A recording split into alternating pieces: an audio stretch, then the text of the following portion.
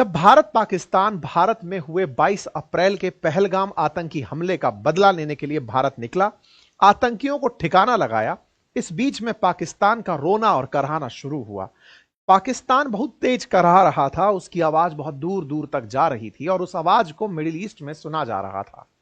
Middle east के अंदर जहां सऊदी आता है, सऊदी के साथ साथ यूएई आता है, कतर आता है, ये थोड़े अमीर मुस्लिम राष्ट्र हैं और ये गरीबों को पालना पसंद करते हैं और पाकिस्तान को ये खैरात में ही बहुत सारा धन देते हैं कि बेटा रो मत, हम वैसे भी भिखारियों को कुछ देते, तुम्हारे लिए भी कुछ देंगे, रो मत।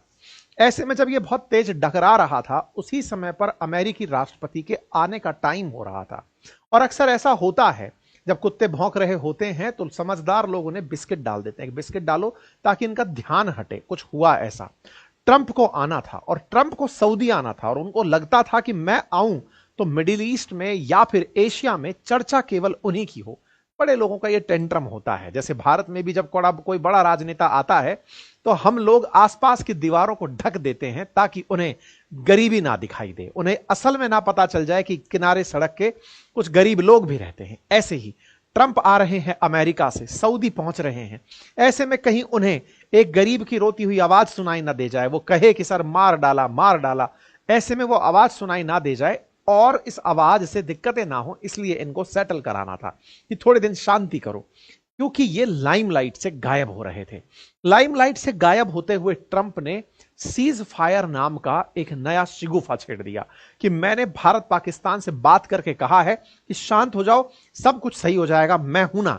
और ऐसा करके मैंने इन दोनों को साइड कर दिया। हालांकि ये परिस्थितियां कुछ इस तरह से पैदा हुई थी कि भारत ने पाकिस्तान के हाल ये कर दिए थे कि वो पाकिस्तान अमेरिका के सिर पड़ गया, कहने लगा कि अगर आपने उन्हें शांत नहीं कराया तो हम परमाणु बम यूज करने से नहीं हिचकेंगे।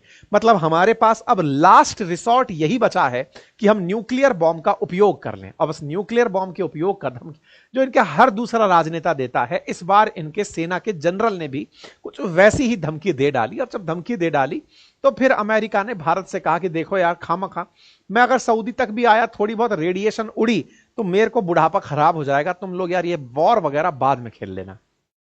यार कोई बात नहीं साहब, ऑपरेशन सीज फायर हो जाता है, सिंदूर का ऑपरेशन सिंदूर का सीज फायर हो जाता है।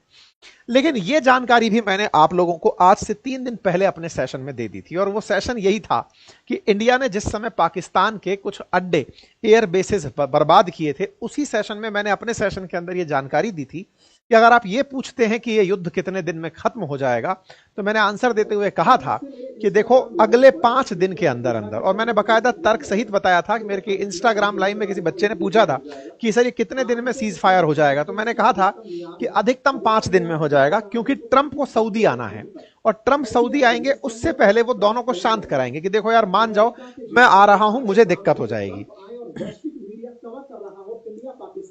मैंने ये लाइन बोली थी कि ट्रंप आ रहे हो और वैश्विक मीडिया कवर कर रहा हो इंडिया पाकिस्तान।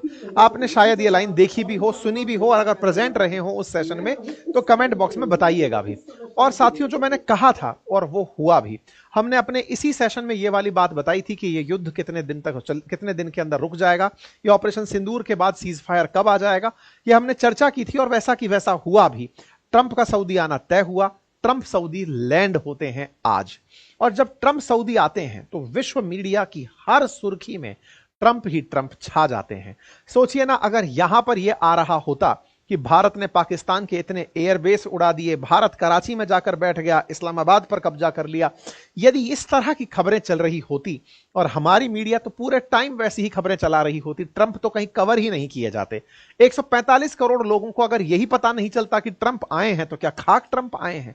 वो पहली बार घर से पग फेरा कर रहा है, बाहर निकला है, राष्ट्रपति बनने के बाद में दोबारा से जब बनाए तो पहली विदेश यात्रा पर है, और तुम अपनी सुर्खियों में कुछ भी कर रहे हो तो वो उसको बर्दाश्त नहीं था। इसलिए हर हेडलाइन पर ट्रंप होना था। जो हमने कहा था वही हुआ। हर हेडलाइन में ट्रंप छाए हुए हैं।